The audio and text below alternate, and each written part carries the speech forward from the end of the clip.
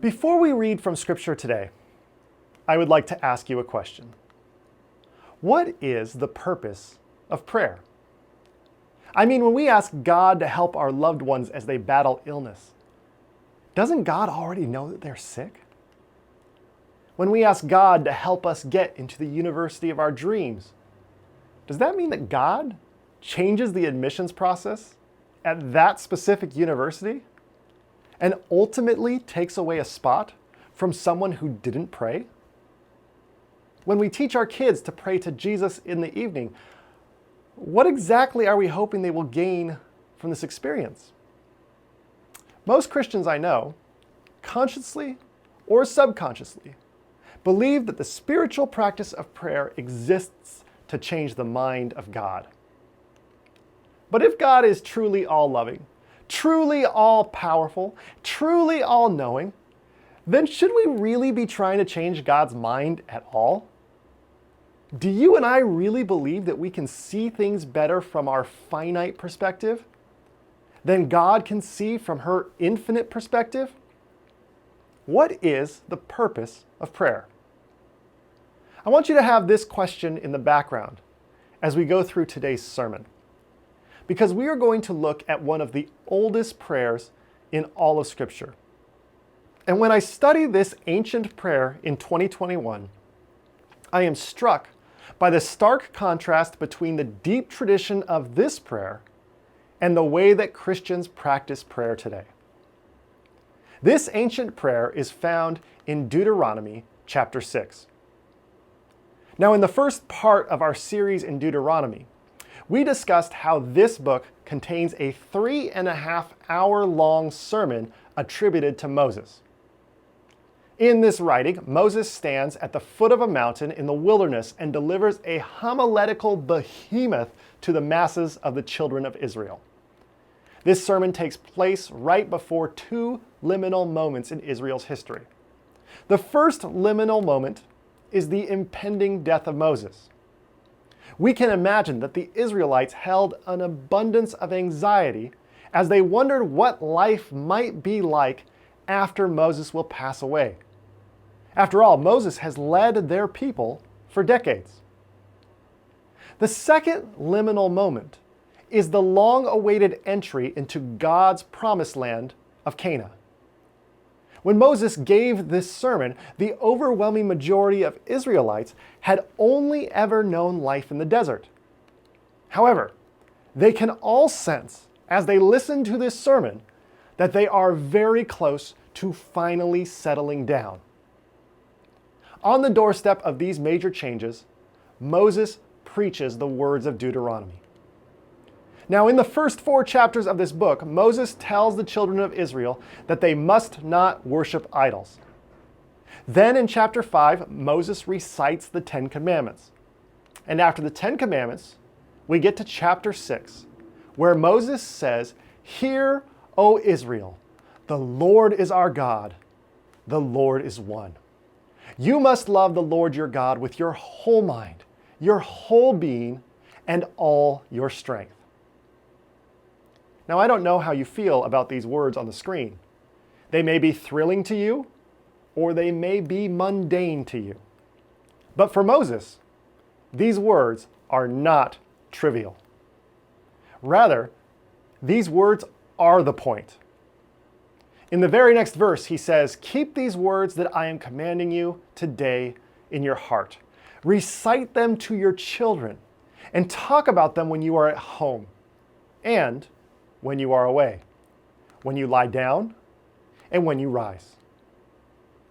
Now, did you catch what's going on here? Moses, who is just about to die, wants the words he just spoke to constantly be on the mind of the Israelites everywhere they go, in the morning when they wake up, and in the evening before they fall asleep. And because Moses gave this command, the children of Israel took it seriously. They recited, they chanted, they sang, and they prayed Moses' words right here every morning and every evening, twice a day. And these words, formed as a prayer passed from generation to generation to generation. And if you stroll into a daily service at a Jewish synagogue today, in the morning or in the evening, then you will almost certainly hear these words of Moses being sung or chanted or recited from the lips of Jews who are in attendance. This passage of Scripture is known as the Shema. And I have heard multiple rabbis refer to the Shema as the most important prayer in all of Judaism. The Shema is recited twice a day, every day. And the Shema is what brings the Yom Kippur service to a close every year. And while I could tell you about what I think the Shema means from a Christian perspective, I thought it would be more valuable to all of us if I spoke to someone who lived with the Shema firsthand. A few years ago, I had the privilege of officiating my cousin Mark and Julia's wedding. Julia is Jewish. And at that wedding, I met her father, Dr. Aaron Vittles, seen here with his grandson, Lincoln Hadley. Now, Dr. Vittles was born and raised in Israel, and he immigrated with his family to the U.S. He currently serves as a cantor for Congregation Shari Torah in Portland, Oregon. He has recited the Shema thousands of times during his life. This past week, Julia assured me that he would be happy to talk to me about the Shema. So I called him and I asked him, Dr. Vittles, after spending your life with the Shema, what does the Shema mean to you? He took a deep breath and said, the Shema can be understood in a number of ways. For me personally, I'm more inclined to see and understand the Shema from a mystical perspective. Everything in the prayer is seen to raise and uplift one's soul toward God. The Shema, in my view, is in one short verse, the whole spiritual path. The whole spiritual path? Here's a man who's walked through this short verse thousands of times. There are only 12 words in this verse. And yet he says, that's it. That's the whole spiritual journey. To explain this rationale, he zeroes in on the first word, which is translated as the word here in the New English Translation. Now, this translation stems from the Hebrew word Shema, which also gives this passage its name. Now, take a moment and remember the context of these words. I find it a bit strange for Moses in the middle of a sermon to say, hear, or listen, or Shema. I imagine the Israelites looking around at each other and thinking, what? Listen? Moses, what do you think we've been doing? We've been listening to you for 35 minutes at this point. Maybe if your sermon was a bit shorter, Moses, then you wouldn't need to tell us to listen. Why is Moses telling the people who are listening to him that they need to listen to him? A few years ago, the Hayden family gave a book to my son, Bodhi. This book would become my favorite children's book, and it is entitled The Boy Who Spoke to Earth. In this book, the boy speaks to the earth and wants to know where he can find happiness. Now, the earth speaks back to the boy, and the earth tells the boy to go to the ocean, and then over to the cliffs, around to the forests, down to the desert, up to the mountains, and then to the very top of the world. After completing this extensive expedition, the boy cries out in frustration to the earth, I've traveled so far, I've seen so much, but I still haven't found happiness. And after his words echo around the mountains and gradually dissolve, the earth speaks back, my boy, did you look without seeing? The first time I read this story, I put the book down and said to my infant son, Bodhi, this is unbelievable! The reason why I was so moved by this story is because it perfectly adapted a prevalent biblical concept. The prophets Jeremiah, Isaiah, and Ezekiel all encountered religious people who completely missed the point. These religious folks were more concerned with their religious rituals than they were with caring for the poor and the needy. So all three of these prophets described these religious practitioners who missed the point as people who had eyes but could not see, who had ears but could not hear. This prophetic tradition made a profound impact on Jesus Christ. And when Jesus Christ taught people about God, he frequently used symbolic parables. Eventually, his disciples asked him why he spoke in parables and why he didn't just speak plainly to people. Jesus said, "For this reason I speak to them in parables. Although they see, they do not see. And although they hear, they do not hear, nor do they understand." In other words, Jesus told parables to move people from passively accepting religious rituals and commandments to actively thinking about why they believe what they believe and inviting them to change their daily actions. Notice that in my favorite children's book, the spiritual journey of the boy does not begin when he traveled somewhere else. Instead, the boy's spiritual journey really truly began when he started to focus on what was right in front of him, when he stopped and he looked and actually saw. Which brings us back to the Shema. Moses, in the middle of his sermon, told the listening Israelites that they need to listen. Dr. Vittles describes the importance of this word with these words. He said, "It starts with listen, which means focus on God. This is the beginning of the spiritual path." The Shema begins with the assumption that the human beings reading the text or listening to Moses' sermon do not pay attention to what is right in front of them. The Shema begins with the assumption that human beings are distracted. Now, this is really something because human beings tend to think of themselves as increasingly distracted because of the developing technology of our cell phones. Now, I don't know about you, but I often think about how aware and how focused and how enlightened I would be if I didn't have to deal with my cell phone all the time. Part of me wishes I was born during a different era so that way I could be truly enlightened and aware. But here's the thing about the Shema. There weren't any cell phones during the day and age of Moses. Human beings were distracted and disengaged back then, just like human beings are distracted and disengaged today. Rather than blaming the cell phone, maybe we need to understand that paying attention, being present, embracing what is in front of us is what human beings have needed to do all along. This isn't a recent problem. This is a spiritual problem. And the fact is, there's a big, beautiful world out there, filled with joy and laughter and hope and blue skies and rain puddles. And if you aren't careful, you can miss all of it. Everything around us is made of particles that are humming with life. But to someone who isn't paying attention, the world appears to be a lifeless and indifferent rock.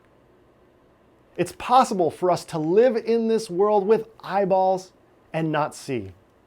It's possible for us to live in this world with ears and never truly listen. And into our distracted human experiences, the Shema bursts in and says, look at all of this. See, taste, touch, smell, listen. It's all here, and it's all a gift.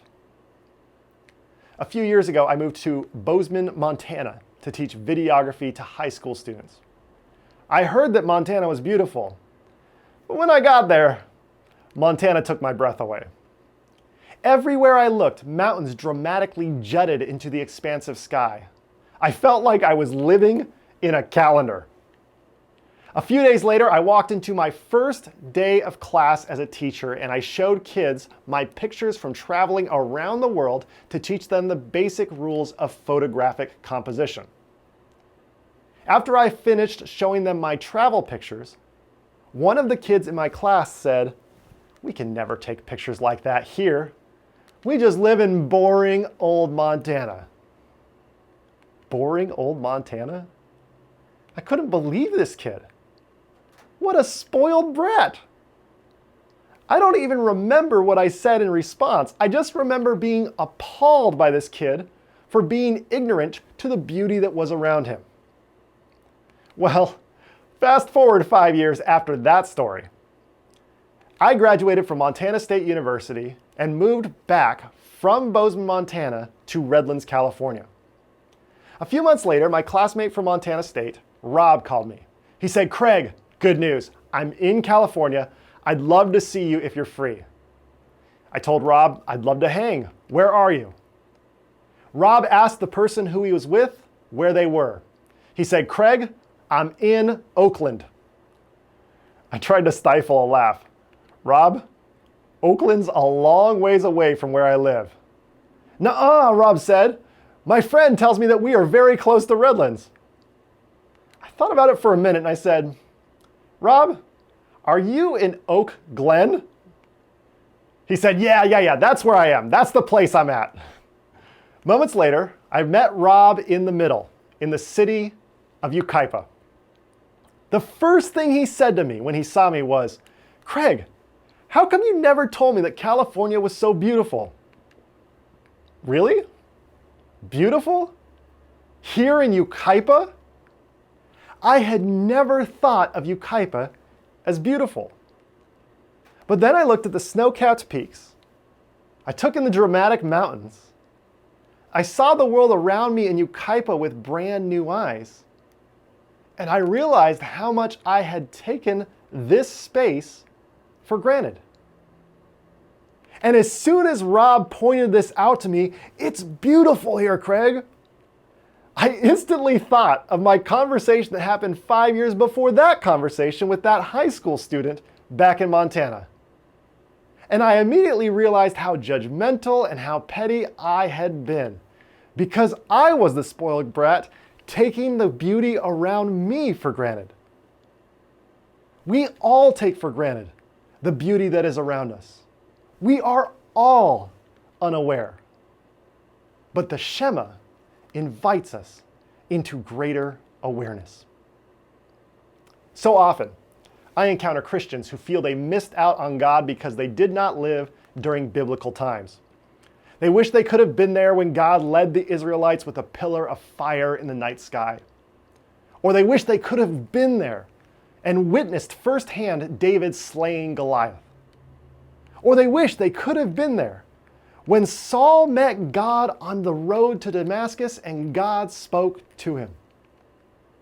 Christians today hear all of these stories and they rejoice in the triumph of those stories.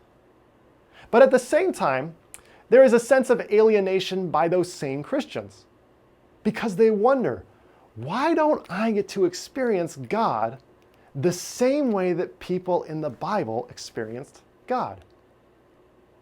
This leads many Christians to believe that God was closer to humanity back then than God is right now. My friends, the Shema debunks this fraught idea. Instead, the Shema challenges us to listen. And if we can listen close enough, then we will experience God in the same way as everyone who has ever lived has experienced God. Because God is as close to each of us as our next breath, no matter what time period we were born in. The poet Walt Whitman once wrote these words, "Why should I wish to see God better than this day? I see something of God each hour of the 24, and each moment then. In the faces of men and women, I see God, and in my own face in the glass. I find letters from God dropped in the street, and every one is signed by God's name. And I leave them where they are, for I know that others will punctually come forever and ever." Walt Whitman's words show us what is possible when we listen, and reminds us of the recognition that is found in the second line of the Shema. Dr. Vittles explains the second line this way: "The Lord is our God." Well, that's when you see and acknowledge God right in front of you. After that acknowledgement of God, the next step in the spiritual journey is a direct communication with God. Dr. Vittles goes on to say, then you come near and say Adonai, which means the Lord. While this is a close or an intimate statement, it maintains a sense of duality or a sense of separation between you and God. That separation means that there is one more step on the spiritual journey, which is the last line and the last word of the Shema, Echad. While Echad is often translated as the number one, the Hebrew word means so much more. Dr. Vittles defines Echad as pure unity with God and the world. Unity. Did anyone else hear that word a lot this past week? If you didn't, then that means you skipped the inauguration of Joe Biden. President Biden said the words unity, uniting, and united a total of 14 times in his address. 14 times! But what the president did not do during his address was define what unity means, which really is the sticking point, isn't it? Because when I look at this ridiculous border wall, and how this wall was the central campaign promise and most tangible achievement of a major political party from the past 4 years, the question I'm left with when I look at this wall is, how on earth do I unite with people who support this? The wall is fundamentally a symbol of division. So I'm not sure I can find common ground and be united with people who chant, build that wall, build that wall. And what's really strange to me is that when I say something like, I'm really against building walls between us and other human beings, there are several people who hear that statement and complain that I am working against unity for speaking out against walls, and that statement has no place to bring us together. As activist Bree Newsom Bass once said, if telling the truth sows division, then the unity isn't real. What exactly is the unity that we are striving for with the people who build walls? Because if I need to be aligned with people who believe that women should not be ordained as equal to men, then I have zero interest in participating in that unity. To talk about unity, I want to ask you a question. How do you get really rich people to all dress in the same ugly, cheap t-shirt? The answer? You sell them an expensive ticket to a basketball playoff game. Now I show you this picture because when we talk about the word unity, most of Americans often think about something like this. A fan base coming together to make it as difficult as possible for the visiting team.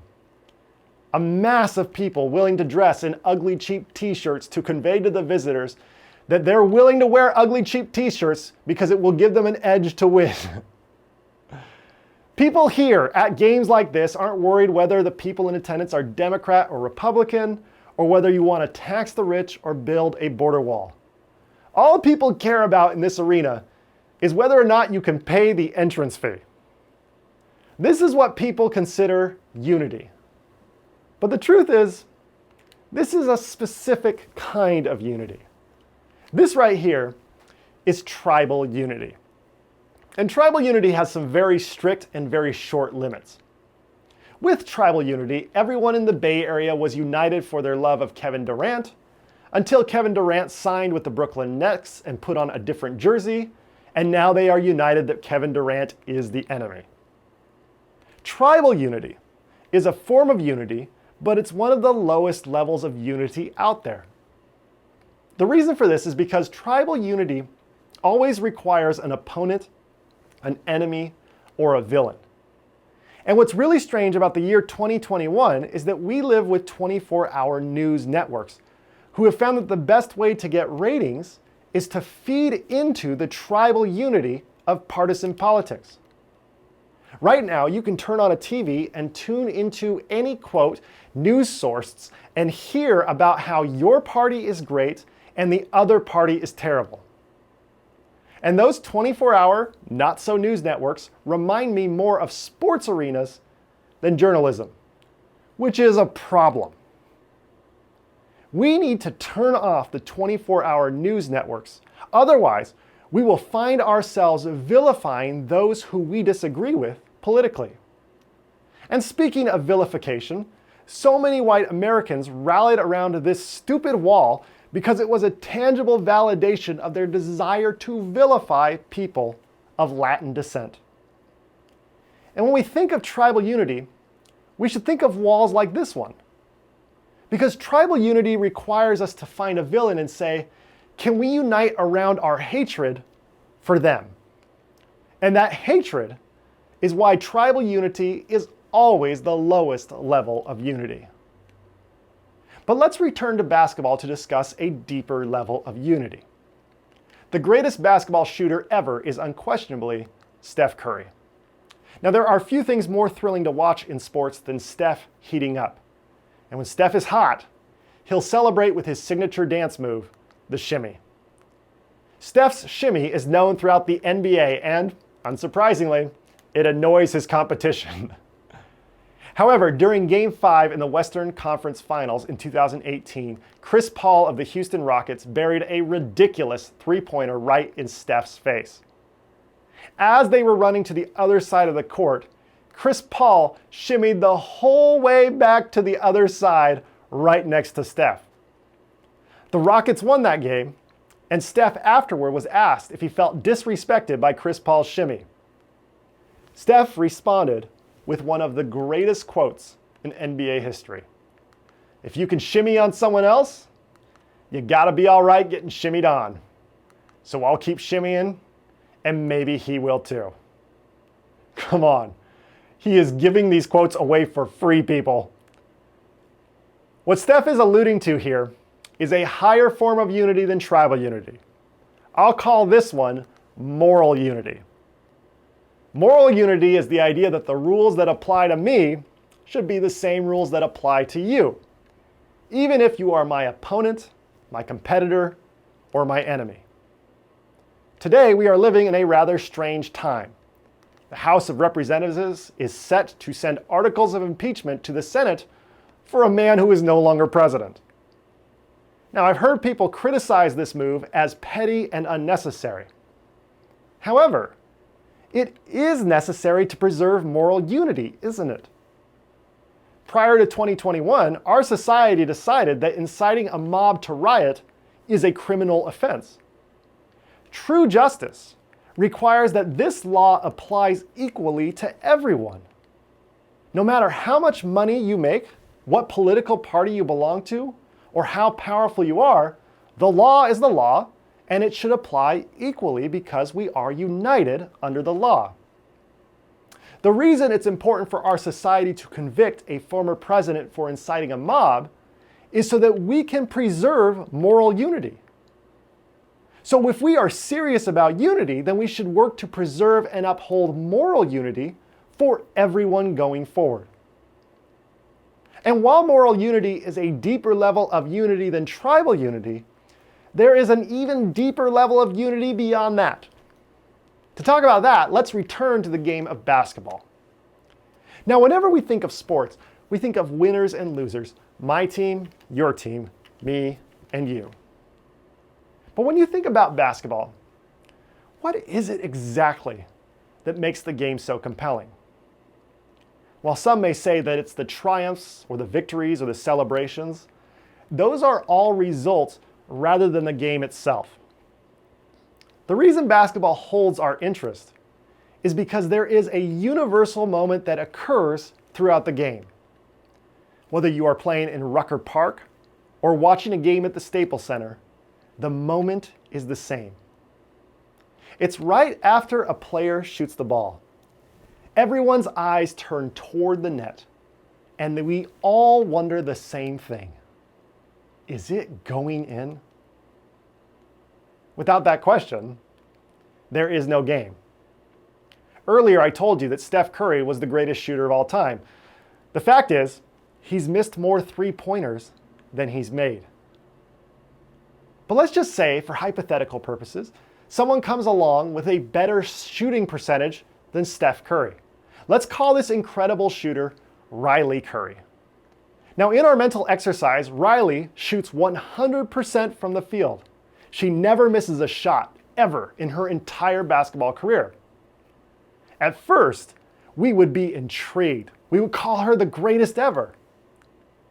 But after a year or two, I believe that we would stop watching. Because if every shot of hers went in, then what's the point of the game? We already know the outcome. Her perfect shooting would completely destroy the whole reason we play and the whole reason we watch basketball. We play basketball because there are shots that go in and there are shots that don't. The game of basketball needs shots to be made and shots to be missed in order to exist. And when you can step outside the game and recognize the unity and the balance that exists within the game, that, my friends, is the deepest level of unity. And it is called non-dual unity. When you realize that the things that make life worth living are the things that are tied to the things that make life so difficult. Have you ever been to a funeral and cried your eyes out? Do you know why you are grieving? 9 times out of 10, it's because you loved the person you lost. The fact is, if you didn't love them, then you most likely would not be crying. And the fact is, the more that we love the person that we lost, the more tragic their absence feels. When we grieve the loss of our loved ones, it reveals the non-dual unity behind our tears. Love and suffering are the same.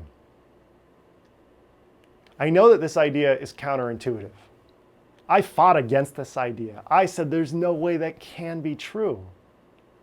But with each passing day, I have found that love and suffering are the same, to be more and more true with each passing day.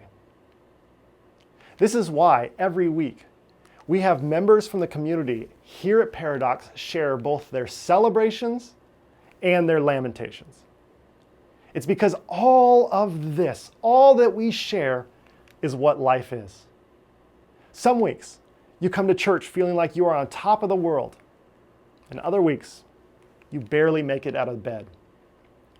And hopefully all of these stories from all of these faces have helped you to see that no matter how you feel, you are not alone in the world.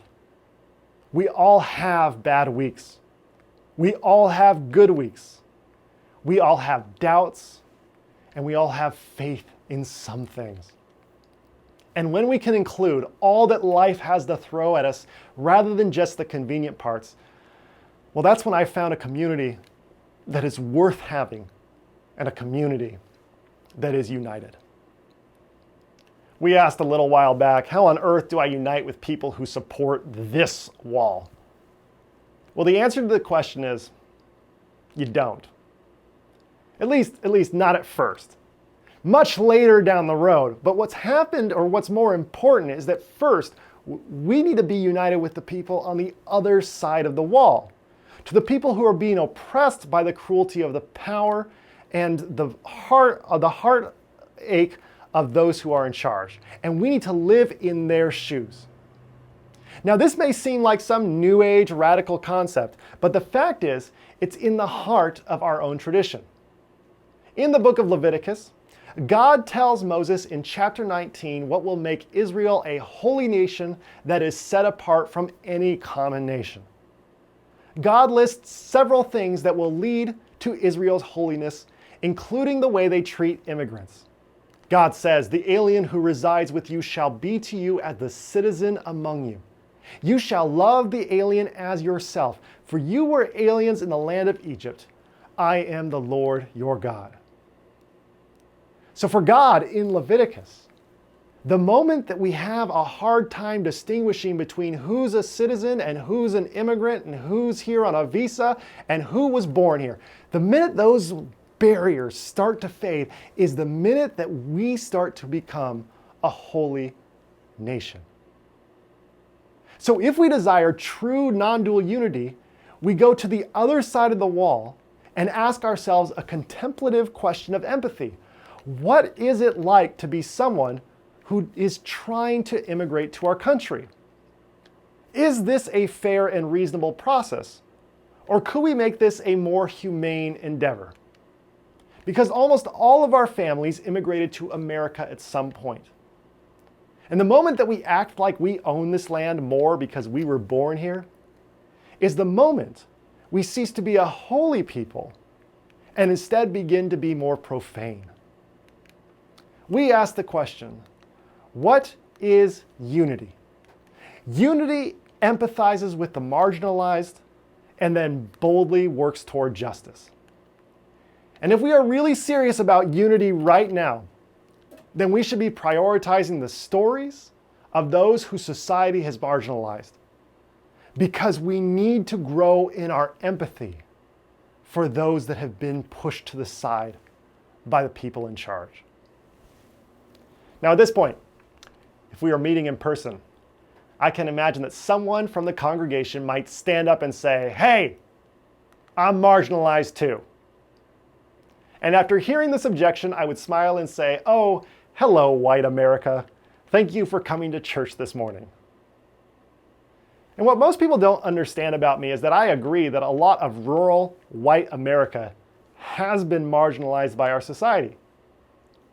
But the reason for this marginalization is a different narrative than what the people in power would have us believe. Just last year, the Pew Research Center released findings that the wealth gap is continuing to increase at alarming rates here in America. From 1983 to 2001, the rich and the poor both got richer at comparable rates. But between 2001 and 2016, the rich continued to get richer while the middle class and the poor became poorer. This regression of wealth for the majority of people in a capitalist society is marginalization.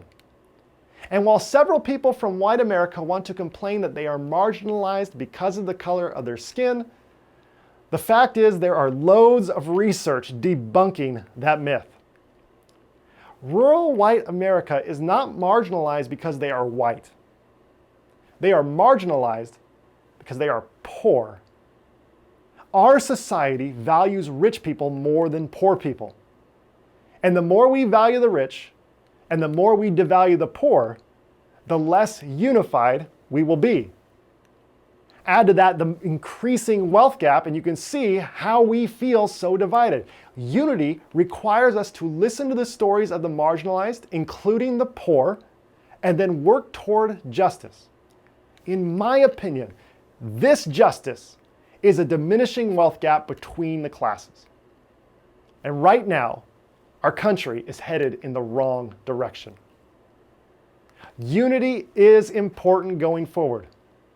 But the moment that someone speaks up and says, "I'm all for unity as long as those people aren't part of it," then we stop validating that voice.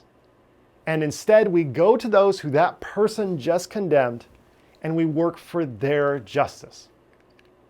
This is non-dual and moral unity, and it refuses to validate white supremacy, sexism, homophobia, and hate because it always others the people who have been marginalized by society. The Shema testifies that God is Echad, or God is one, and Dr. Vittles says this: some argue that Echad in the Shema is an argument for one God versus many gods. But you can go beyond this understanding and discover that there is only one to all of reality. This pure unity is where I try to go with the Shema. My friends, everything and everyone is already in unity. The question is, are we able to see it? I'd like to close by looking at the verse that follows the three opening lines of the Shema.